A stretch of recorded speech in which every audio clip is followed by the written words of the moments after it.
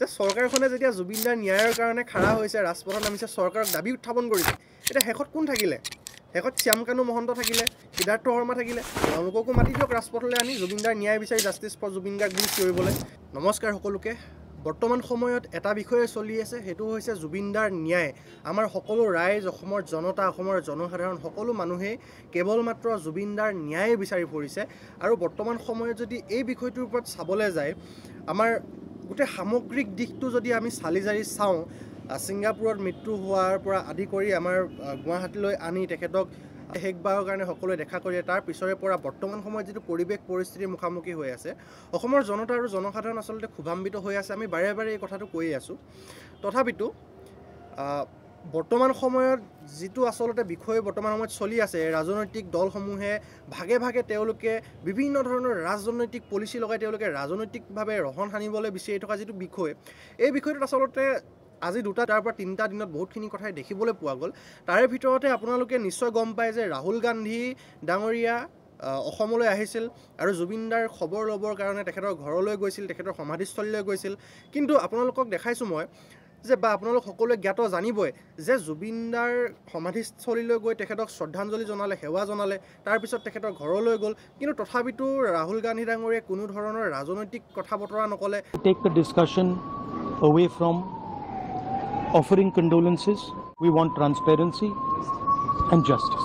কিন্তু তাৰ বিপৰীতে যদি আপোনালোকে চাই দেখা পাব, ইতিমধ্যে আপোনালোক সকলোৱে নিশ্চিতভাৱে গমেই পায় যে বৰ্তমান সময়ৰ শাসনাধিষ্ঠ চৰকাৰখনৰ নেতৃত্বাধীন যিসকল বিষয়ববীয়া মন্ত্ৰী, MLA, মিনিষ্টাৰ আছে, সেইসকলে বাৰে বাৰে জুবিনদাৰ বিষয়টোক এটা ইছ্যু বনাই পেলাই 2026 চনৰ বৈতৰণি পাৰ কৰিবৰ কাৰণে যেনেকুৱা ধৰণৰ আচলতে কথা বতৰা কৰ্মকাণ্ডবিলাক কৰি আছে, সঁচাকৈ মানে অসমৰ জনসাধাৰণে নিবিচৰা কিছুমান কাম কাজ কৰি আছে। অসমৰ মুখ্যমন্ত্ৰী ডাঙৰীয়াক অসমৰ জনসাধাৰণে বাৰে বাৰে এটা কথা আহ্বান জনাইছিল যে জুবিনদাৰ যিখন মৰণোত্তৰ প্ৰমাণপত্ৰ বা আমাৰ যিটো মানে পষ্টমৰ্টমৰ ৰিপৰ্ট বুলি কোৱা হয়, সেই ৰিপৰ্টটো দিবৰ কাৰণে বা অসমৰ জনসাধাৰণে চাবৰ কাৰণে বিচাৰি ফুৰিছে।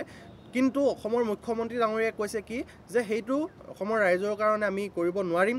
তাতে কি হয়, আচলতে সেই বস্তুখিনি ৰাইজে জানিলে বা দেখিলে মানে আচৰিত হ'ব।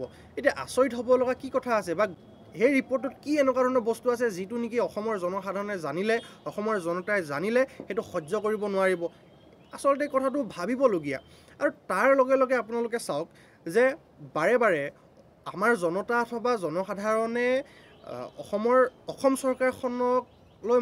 চৰকাৰখনৰ মুখলৈ চাই পেলাই বিভিন্ন ধৰণৰ প্ৰতিবাদ কৰি আছে বা তেখেতৰ ন্যায় বিচাৰি আছে। আজি জুবিনদাৰ যিটো বিষয়, এই বিষয়টো কেৱল মাত্ৰ অসমৰ বিষয় নহয়, এই বিষয়টো সম্পূৰ্ণৰূপে এটা নেশ্যনেল, ইণ্টাৰনেশ্যনেল এটা বিষয় বা ইছ্যু হৈ পৰিছে, যিটো কাৰণে নেকি অসমে নহয়, গোটেই ভাৰতে নহয়, ভাৰতৰ বাহিৰৰ দেশবিলাকেও জুবিনদাক আচলতে চাৰ্চ কৰি কৰি চাইছে। যিটো বিষয়, এই বিষয়টো নেশ্যনেল আৰু ইণ্টাৰনেশ্যনেল নিউজ চেনেলসমূহতো তেওঁলোকে ইতিমধ্যে এই বিষয়টোৰ ওপৰত চৰ্চা কৰিছে, নাইবা তেখেতলোকে দিছে। আৰু হেছটেগ জুবিন গাৰ্গ বুলি যিটো আহিছে, ইতিমধ্যে 2.7 মিলিয়ন অতিক্ৰম কৰিছে। মানে জুবিনদাক আচলতে কিমান ভাল পাব লাগিব, অসমেই নহয়, সমগ্ৰ ভাৰতে নহয়, ভাৰতৰ বাহিৰৰ দেশবিলাকতো জুবিনদাৰ আচলতে পাব্লিচিটি কিমান আছিলে, তেখেতক কিমান মানুহে ভাল পায়, এই বিষয়টো আচলতে এই বিষয়বিলাকতে জানিব পৰা যায়। এনেকুৱা দিশবিলাক যে ইণ্টাৰনেশ্যনেল বা নেশ্যনেল নিউজ চেনেলসমূহ নাইবা ডাঙৰ ডাঙৰ ছুপাৰষ্টাৰবিলাক নাইবা হেছটেগত যিবিলাক কথা প্ৰমাণ পাইছে, এটা কথাই প্ৰমাণ পাইছে যে সকলোৱে জুবিনদাৰ ন্যায় বিচাৰে বা জুবিনদাৰ কিমান এটা বিশাল এটা তেখেত আচলতে কিমান বিশাল আছিলে, এই কথাটো ইয়াৰ পৰাই জানিব পাৰি। কিন্তু অসমত বৰ্তমান সময়ত জুবিনদাক লৈ কেৱল মাত্ৰ ৰাজনীতি আৰু ৰাজনীতি হোৱাহে আমি দেখিবলৈ পাই আছোঁ। এই বিষয়টো অতিকৈ লাজ লগা আৰু অসমীয়া হিচাপে আচলতে লাজ লগা এটা বিষয়। জুবিন গাৰ্গ ডাঙৰীয়াই অসমৰ জাতীয়তাবাদ আৰু জাতিটোৰ কাৰণে যিমানবিলাক কাম কাজ কৰি থৈ গৈছে, সেই সঁচাকৈ আমি নুই কৰিব নোৱাৰোঁ। কিয়নো আপোনালোকে চাওক, যিজন ব্যক্তিয়ে জাতীয়তাবাদৰ কাৰণে আচলতে তেখেতে কাকো খাতিৰ নকৰা এজন ব্যক্তি, অসমীয়া জাতীয়তাবাদক তেখেতে স্থিৰ ৰূপত ৰখা এগৰাকী ব্যক্তি, যিগৰাকী ব্যক্তিয়ে বাহিৰৰ দেশতকৈ বিভিন্ন ধৰণৰ ফেচিলিটি, বিভিন্ন ধৰণৰ ফেমাছ হ'ব পৰা বহুতখিনি সুবিধা পাইছিল যদিও তেখেতে অসমলৈ ঘূৰি আহিছিল, অসমৰ জনতা, অসমৰ জনসাধাৰণৰ মাজত, অসমৰ ৰাইজৰ মাজত, অসমৰ প্ৰাকৃতিক পৰিৱেশৰ মাজত তেখেতে থকাটো বিচাৰিছিলে। কিন্তু বৰ্তমান সময়ত সেই একেবাৰে লাজ লগা কথা যে জুবিনদাৰ কাৰণে বা জুবিনদাৰ দৰে এজন বিশাল এজন মানুহৰ কাৰণে আমি আচলতে জাষ্টিছ ফৰ জুবিন গাৰ্গ লিখিব লগা হৈছে। তাতোতকৈ লাজৰ কথা যে বৰ্তমান সময়ত অসমত যিখন চৰকাৰ আছে, সেই চৰকাৰখনৰ বিষয়ববীয়াসকল মন্ত্ৰী মিনিষ্টাৰবিলাকে বৰ্তমান সময়ত ৰাজপথত নামিছে, প্ৰতিবাদ কৰিছে যে জাষ্টিছ ফৰ জুবিন গাৰ্গ চৰকাৰক হেঁচা প্ৰয়োগ কৰিছে চৰকাৰে। এই কথাটো আচলতে কেনেকুৱা ধৰণৰ, এইটোহে অসমৰ জনতাই, অসমৰ জনসাধাৰণে জানিব বিচাৰিছে। মানে আচলতে কথাটো হৈছে ওলোটা দেশৰ ওলোটা ৰজা আৰু ওলোটা কাম কাজ। আমি জনসাধাৰণে প্ৰতিবাদ কৰি আছে জাষ্টিছ বিচাৰি চৰকাৰক, কিন্তু চৰকাৰখনে বৰ্তমান সময়ত প্ৰতিবাদত নামিছে, চৰকাৰে আকৌ চৰকাৰক হেনো ন্যায়ৰ কাৰণে প্ৰতিবাদ কৰিছে।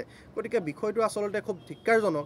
তাতে আচলতে দুটা মিনিং বুজায় যে চৰকাৰখনে চৰকাৰখনক প্ৰতিবাদ কৰিছে, মানে তাত সম্পূৰ্ণৰূপে এইটোৱে গম পোৱা গৈছে যে সম্পূৰ্ণৰূপে চৰকাৰখন বিফল হৈছে, বিফলতাত তেখেতলোকে ভুগিছে। সেইকাৰণে তেখেতলোকে নিজে আচলতে পগলাৰ দৰে কিছুমান কাম কাজ কৰি আছে। আৰু দ্বিতীয় কথাটো হ'ল যে চৰকাৰখনে আচলতে চৰকাৰ যিসকল বিষয়ববীয়া আছে, মন্ত্ৰী মিনিষ্টাৰ আছে, তেওঁলোকে অসমৰ বৰ্তমানৰ মুখ্যমন্ত্ৰী হিমন্ত বিশ্ব শৰ্মা ডাঙৰীয়াই পদত্যাগ কৰাটো বিচাৰিছে নেকি? নে বিজেপি চৰকাৰৰ মুখ্যমন্ত্ৰী হিমন্ত বিশ্ব শৰ্মা নেতৃত্বাধীন চৰকাৰখনৰ ওপৰত বৰ্তমান শাসনাধিষ্ঠ চৰকাৰ, মন্ত্ৰী, MLA নাইবা মিনিষ্টাৰবিলাকৰ বিশ্বাস নোহোৱা হৈ গৈছে নেকি, যাৰ কাৰণে নেকি চৰকাৰখনৰ বিৰুদ্ধে তেওঁলোকে ৰাজপথলৈ ওলাই আহিবলগীয়া হৈছে? এই বিষয়টো কিন্তু এটা ভাবিবলগীয়া, আৰু এই প্ৰশ্ন ইতিমধ্যে অসমৰ জনতাৰ উত্থাপন হৈছে। গতিকে ইয়াৰ পৰা এটা কথাই কৈছোঁ যে জুবিন দা আমাৰ সকলোৰে, জুবিন দা সকলোৰে মনত বসবাস কৰা, সকলোৰে আচলতে হাৰ্টথ্ৰব জুবিন দাৰ কাৰণে কোনো যাতে ৰাজনীতি নকৰে। বাৰে বাৰে আমি কৈ আহিছোঁ, চবে কৈ আহিছে যে ৰাজনীতি জুবিন দাৰ ক্ষেত্ৰত যাতে কোনো কাৰণতে নহয়। কিন্তু বাৰে বাৰে কোৱাৰ পিছতো বৰ্তমানৰ চৰকাৰখনে জুবিন দাক লৈ ৰাজনীতি কৰা পৰিলক্ষিত হৈছে। এই বিষয়বিলাক আচলতে বন্ধ হ'ব লাগে, ৰাজনীতি বন্ধ হ'ব লাগে, জুবিন দাই ন্যায় পাব লাগে, সেইটোৱে কথা। সামগ্ৰিক দিশটোৰ পৰা ক'বলৈ গ'লে বৰ্তমান এটা কথাই বুজিব পৰা গৈছে, জুবিন দাৰ ন্যায় দিবৰ কাৰণে বৰ্তমানৰ চৰকাৰখন আচলতে সামৰ্থ্য নহয়। তেখেতলোক বিফল হৈছে, বিফলতাত ভুগিছে, আৰু সেই বিফলতাই তেখেতলোকক আচলতে চিন্তিত কৰিছে, যাৰ কাৰণে নেকি তেওঁলোকে ৰাস্তাত ওলাই, ৰাজপথত ওলাই অসমৰ জনসাধাৰণক লৈ তেওঁলোকে জুবিন দাৰ মানে ন্যায়ৰ কাৰণে চৰকাৰক প্ৰতিবাদ কৰিছে।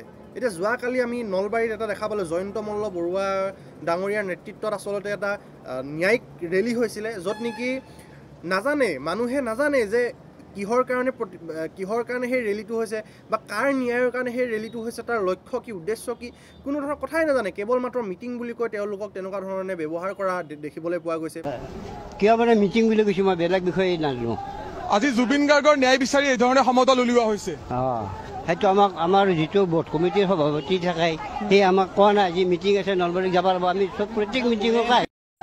এতিয়া আকৌ অলপ আগতে দেখা পালোঁ যে মঙলদৈত ফিজুছ হাজৰিকা ডাঙৰীয়াৰ নেতৃত্বত এটা ৰেলী হৈছে জুবিন দাৰ ন্যায়ৰ কাৰণে, য'ত নেকি স্পষ্টৰূপে তেখেতে প্ৰকাশ কৰিছে যে চৰকাৰক দাবী উত্থাপন কৰিছে, SITক দাবী উত্থাপন কৰিছে, CIDক দাবী উত্থাপন কৰিছে যে জুবিন দাৰ ন্যায় বিচাৰিছে। এতিয়া চৰকাৰ কোন? আপোনালোকেইতো চৰকাৰ। এতিয়া আপোনালোকে যদি চৰকাৰখনৰ হেঁচা প্ৰয়োগ কৰিছে, এতিয়া আপোনালোকে কি কৰি আছে? কাৰণ আপোনালোক চৰকাৰ।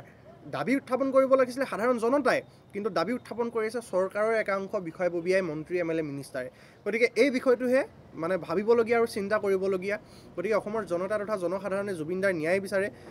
প্ৰত্যেক স্তৰৰ, সৰুৰ পৰা ডাঙৰলৈকে, বৃদ্ধৰ পৰা বয়সীয়াললৈকে, মানে সৰুৰ পৰা জ্যেষ্ঠলৈকে সকলোৱে কেৱল মাত্ৰ জুবিন দাৰ ন্যায় বিচাৰিছে। গতিকে জুবিন দাক ন্যায় দিয়ক, ৰাজনীতি নকৰিব জুবিন দাৰ লগত, পলিটিক্স নকৰিবা বন্ধু। গতিকে যিমানেই পলিটিক্স কৰিছে আজিৰ ডেটত আপোনালোকে চাওক, যি চৰকাৰে হওক বা যোনেই জুবিন দাক লৈ পলিটিক্স কৰিছে, তেওঁলোকে নিজৰ ভৰিতহে কুঠাৰ মাৰি আছে। প্ৰত্যেকটো ক্ষেত্ৰত জুবিন দাৰ ন্যায় দিয়া বুলি কৈ কিছুমান নাটকবাজি কৰি তেখেতলোকে নিজৰ ভৰিত নিজে কুঠাৰ মাৰি বিভিন্ন ধৰণৰ কাম কৰি আছে, কিন্তু তেওঁলোকে গম পোৱা নাই। গতিকে 26ৰ বৈতৰণি পাৰ কৰিবৰ কাৰণে বা ৰাজনৈতিক লাভালাভৰ কাৰণে আপোনালোকে ৰাজনীতি নকৰি জুবিন দাৰ ন্যায়ৰ কাৰণে কাম কৰক, তেতিয়া জুবিন দাই ন্যায় পাব। আৰু যদি আপোনালোকে নোৱাৰে, অসমৰ জনতাক গতাই দিয়ক, জুবিন প্ৰেমী ৰাইজক গতাই দিয়ক, কি কৰিব লাগে অসমৰ জুবিন প্ৰেমী জনতাই জানে কেনেকৈ কৰিব লাগে। আৰু এটা কথা ভাবি আচলতে নিজকে লাজ লাগিছে যে চৰকাৰখনে যেতিয়া জুবিন দাৰ ন্যায়ৰ কাৰণে খাৰা হৈছে, ৰাজপথত নামিছে, চৰকাৰক দাবী উত্থাপন কৰিছে, এতিয়া শেষত কোন থাকিলে? শেষত শ্যামকানু মহন্ত থাকিলে, সিদ্ধাৰ্থ শৰ্মা থাকিলে, তেওঁলোককো মাতি দিয়ক ৰাজপথলৈ আনি জুবিন দাৰ ন্যায় বিচাৰি জাষ্টিছ ফৰ জুবিন গাৰ্গ বুলি চিঞৰিবলৈ। গতিকে লাজ লাগিবলগীয়া কথা। অসমৰ জনতাই লাজ পাইছে, জনসাধাৰণে লাজ পাইছে। বিশেষকৈ অসমীয়া হিচাপে তেখেতক যদি চৰকাৰখনে নোৱাৰে, পুলিচ প্ৰশাসনে নোৱাৰে, তেতিয়াহ'লে অসমৰ জনসাধাৰণৰ হাতত গতাই দিয়ক, জুবিন প্ৰেমী জনতাৰ ওচৰত গতাই দিয়ক, জুবিন দাক ন্যায় কেনেদৰে দিব লাগে জনতাই দিব।